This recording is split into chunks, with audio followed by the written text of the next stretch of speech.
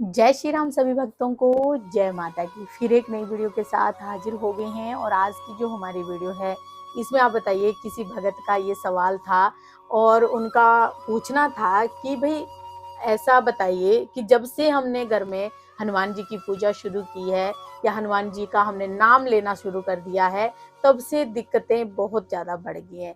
ऐसा क्यों हो रहा है? तो आज की वीडियो इसी विषय पे होने वाली है। हमारे साथ अंत तक बने रहना, तभी आपको सारी वीडियो समझ में आती है। अगर वीडियो अच्छी लगती है तो लाइक करें, शेयर करें, कमेंट करें। चैनल पे नए हैं तो चैनल को जरूर सब्सक्राइब करें। चलिए शुरू करते हैं आज की वीडियो। जय श्री राम। जय श्री राम, जय श्री बालाजी महाराज, जय माता। भूत पिचास निकट नहीं आवे, महावीर केवल नाम सुना। महावीर का तो नाम ही काफी है। आपके घर में बाबा का नाम लेने के बाद अगर दिक्कत बढ़ गई है तो कहीं ना कहीं आपके घर के अंदर कुछ ऐसी मलिन शक्तियां वास कर रही हैं, ऐसी मैली शक्तियां हैं, ऐसी मैली गंदी चीजें हैं, नेगेटिव एनर्जी है, जिसके कारण वो नहीं चाहती कि आपके घर में हनुमान जी की पूजा हो। वो ये नहीं चाहती कि आपके घर में हनुमान जी की पूजा होगी तो हमारा को यहाँ से छोड़कर जाना ही पड़ेगा। क्योंकि कई बार ये नेगेटिव एनर्जी जो है हमें दिखाई तो देती नहीं है, लेकिन जो हम घर में कर रहे हैं उससे फिर तकलीफें बढ़ जाती हैं। और अगर हम इनको नेगेटिव एनर्जी को हराना है तो सबसे पहले आपको जागृत होना पड़ेगा। स्वयं अपने आप को उसी आकार में लाना पड़ेगा जिस आकार में वो है। कहते हैं कि भूतों के साथ भूत बन जाओ। अगर इनको निकालना है तो आपको जिद्दी बनना पड़ेगा, और जिद्दी व्यक्ति ही इतिहास रचता है। अगर आप इतिहास रचने में विश्वास रखते हो या इतिहास रटने में विश्वास रखते हो, यह आपके ऊपर सोच है।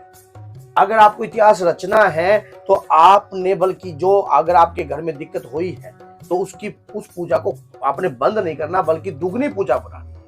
इसके पीछे क्या क्या कारण होता है? पहला कारण तो मैंने आपको बता दिया कि मलिन शक्ति। दूसरा ये कि आपकी पूजा बंधन में है।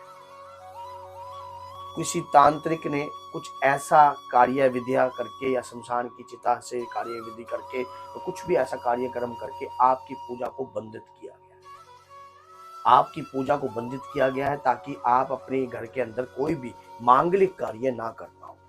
मांगलिक कार्यों के ऊपर प्रतिबंध लगा दिया है। क्या? ताकि आपके घर के अंदर कोई भी ऐसा काम ना हो जिससे घर की नेगेटिव एनर्जी दूर हो जाए। जब भी नेगेटिव एनर्जी को दूर करने का प्रयास किया है तो घर में इस प्रकार की समस्या सामने आई। और तीसरा ये है कि जब ये कार्य होता है तो किसी के शरीर के ऊपर कोई ऐसी आत्मा वास कर रही है जो आपको दिखती तो नहीं है लेकिन घर के अंदर रह रही है। और जब जब हनुमान चालीसा का पाठ या कोई भी आप बाबा की पूजा करने लग गए हो, आपके घर के अंदर तनाव जैसा माहौल पैदा कर। उन्हें पता है अगर ये हनुमान जी की पूजा घर में हो जाएगी या घर में राम नाम की कृपा हो जाएगी, अगर राम नाम चलने लग जाएगा तो राम नाम के पीछे जो शक्ति आने वाली है वो उस बात से भली भांति परिचित है। क्योंकि जहां राम का नाम है वहां मेरे बाबा का काम है।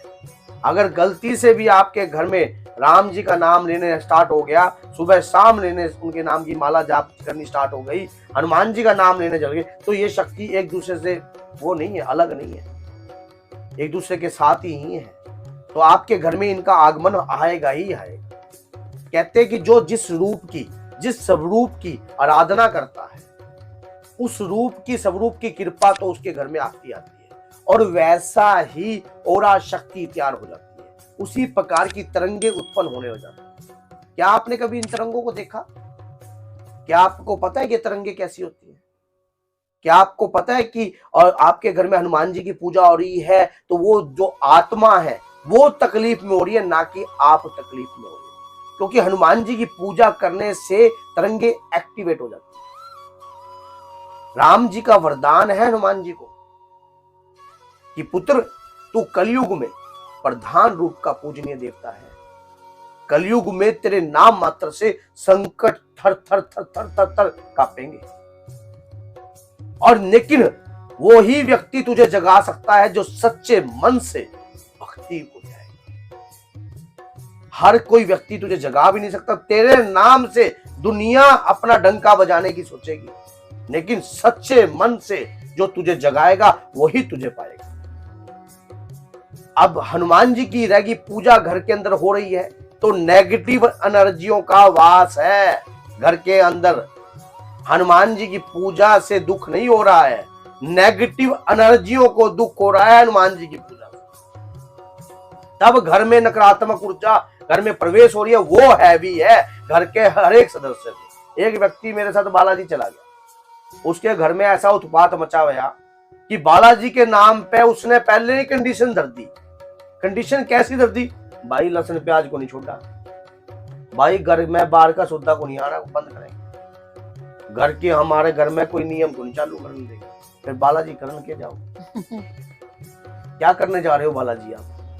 जब ऐसी कंडीशन उसने रख दी, लेकिन कोई व्यक्ति था, लेकिन उसका विश्वास था कि मैंने एक बार बालाजी जरूर लेके। जैसे ही वो बड़वा विश्वास, कहते कि जहां विश्वास होता है वहां एक पुणे के अंदर एक दूर से आती हुई एक आस भी होती है, क्योंकि कहीं ना कहीं बाबा मेरी आज नहीं तो कल तो सुनो। अगर भैया आपके घर में ऐसा कार्य हो रहा है तो ऐसे कार्य के पीछे कोई ऐसी नेगेटिव एनर्जियां छुपी हुई हैं जो चाहती नहीं है कि हनुमान जी की पूजा आपके घर में हो और नित्य नेम हो।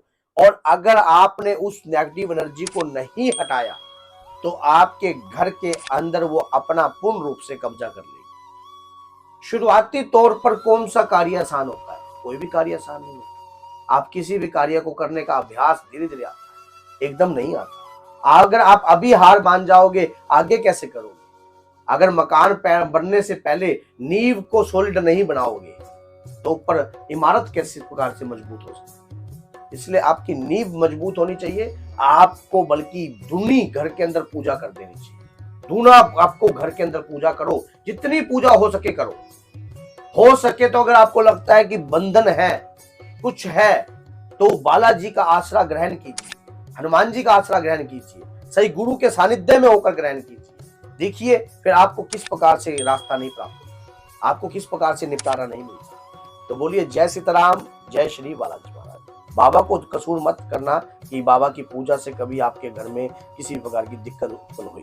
दिक्कत मैंने आपको बताया है इस प्रकार के रास्ते से होती है क्योंकि बाबा तो सरल है और सरल व्यक्ति भी है। तो बोलिए जय श्री